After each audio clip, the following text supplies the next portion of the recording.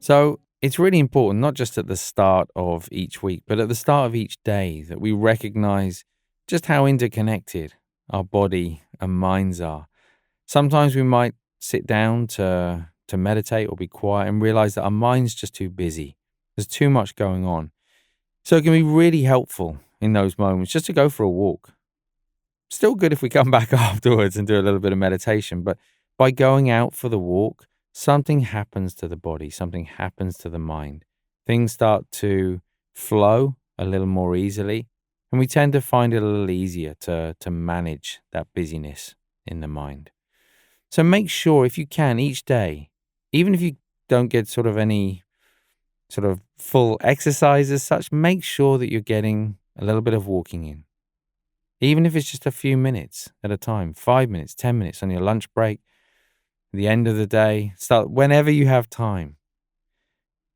And as much as possible, just bringing the attention into the body, stepping out of the mind, allowing thoughts to come and go, not getting caught up in what happened last week, not getting caught up in what might happen next week. Instead, just being present in the body with the sensations of the body as it moves, as it walks, as the feet strike the floor beneath you.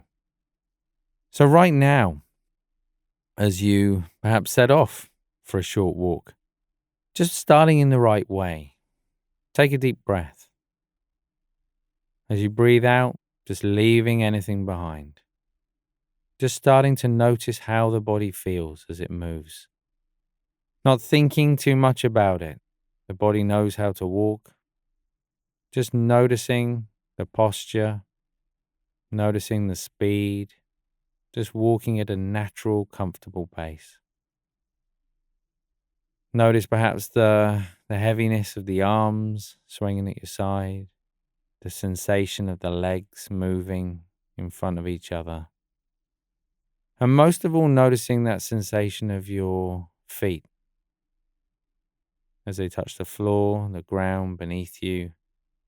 That sensation of one foot pressing against the floor and then the next. And the funny thing is, as you do this and as you get more comfortable with this, rather than it taking your attention away from the space around you, you actually become more aware of everything around you. So less caught up in thinking, more aware of everything and everyone around you. So this type of walking brings us back to the present.